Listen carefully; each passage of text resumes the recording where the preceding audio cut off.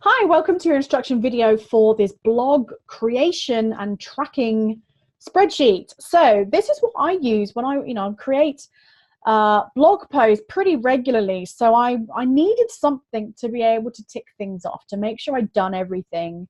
So I created this tracker as a way to be able to do that. So I really kind of made sure that everything had been done. I hadn't forgotten anything. So hopefully this helps you as well.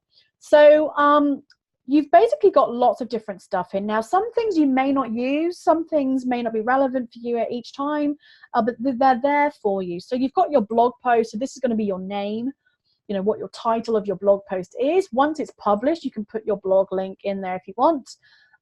You've got a theme, so maybe you have different themes. So maybe you're doing tips on Facebook marketing, on email marketing, or if maybe you're selling kind of weight loss stuff, maybe you're doing fitness, weight loss, nutrition, energy, whatever. So you've kind of got different themes if you want to be able to put that there.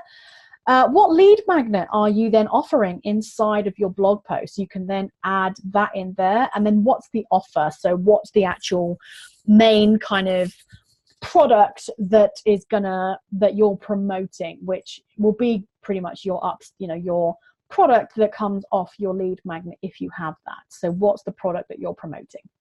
So we've kind of got a research stage, maybe do some SEO and keyword research, some content research, doing that kind of upfront stuff for each blog post.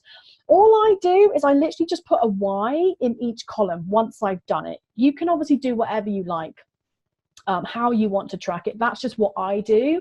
I just do a why, so I know it's Y for yes and it's done. And then for my blog post, I tend to do a video.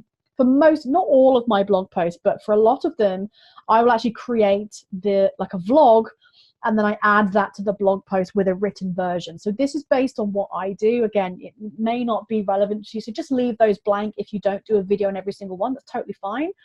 But if you are doing videos, then I've got, actually you've recorded the video.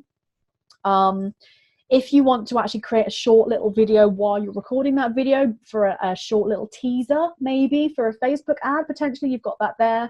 Okay, then it's video editing. Have you uploaded it to YouTube? And have you added tags to YouTube? So that's all your video stuff. Then you've actually got writing the blog post. So if you do, or again, if you're doing just a written one, you can obviously ignore the video stuff and just go into this. So if you drafted the blog, you've written your strong call to action, and you've written your headline. Yes, yes, yes. Now we get onto your kind of images and graphics.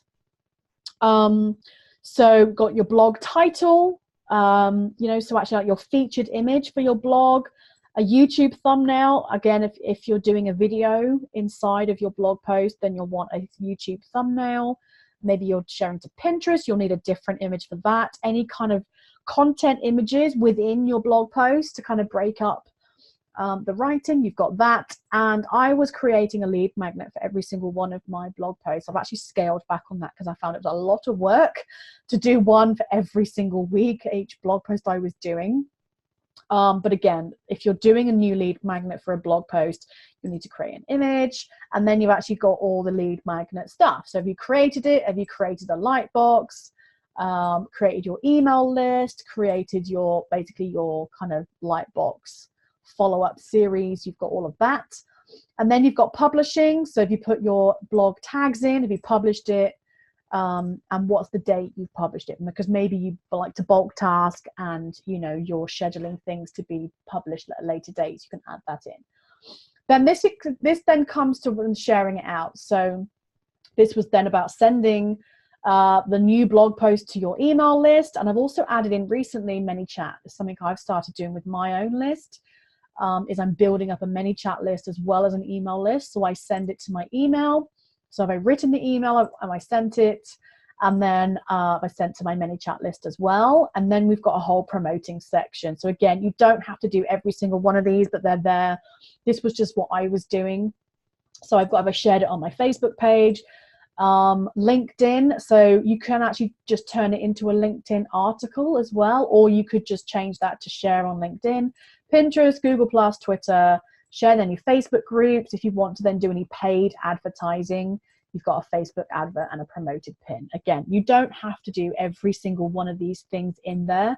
but everything's included just to kind of show, you know, when it looks like a lot, trying to remember all of these things can be hard, which is why I needed a tick list to be able to say, yep, I've done that. Yep, I've done that. So this is basically your creating your content. And then I've got a blog stats tab as well. So if you actually want to keep track of how your blog posts are doing, these are actually linked to this tab. So you don't, I thought, you know what, because I hate having to just duplicate work. So I try to make things as kind of automated as possible. So it's linked so you don't have to put in your blog post name again. It will automatically pull in, and then you can get this information from Google Analytics. Say if you want to use a tracker in Excel to track your leads and sales this way, you can.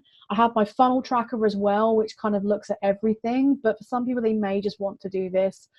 So you've got how many leads did your blog post generate and how many sales, and then you've got a conversion for visitor to lead and a conversion from lead to sale. I haven't really used this much myself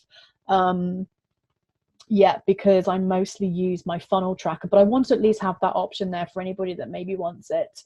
So that's your blog tracker. So you say it's mostly about creating your content. Feel free to, you know, change the headers based on what you do. If you want to delete stuff, they can, but this was kind of, I basically took what I used to do and do, you know, I'd say I don't do every single thing for every single blog post, but at one stage I was, and I found it was a lot.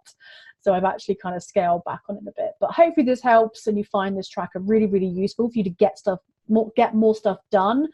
I certainly like to bulk task and do more blog posts in one go. Have like a video recording day, an image day kind of thing. So but if you have any questions about this tracker, you need any help with it at all, make sure you're in our private Facebook group and you can ask any questions there. But otherwise, happy tracking, and I look forward to seeing your blog. Okay, see you on the next video. Bye.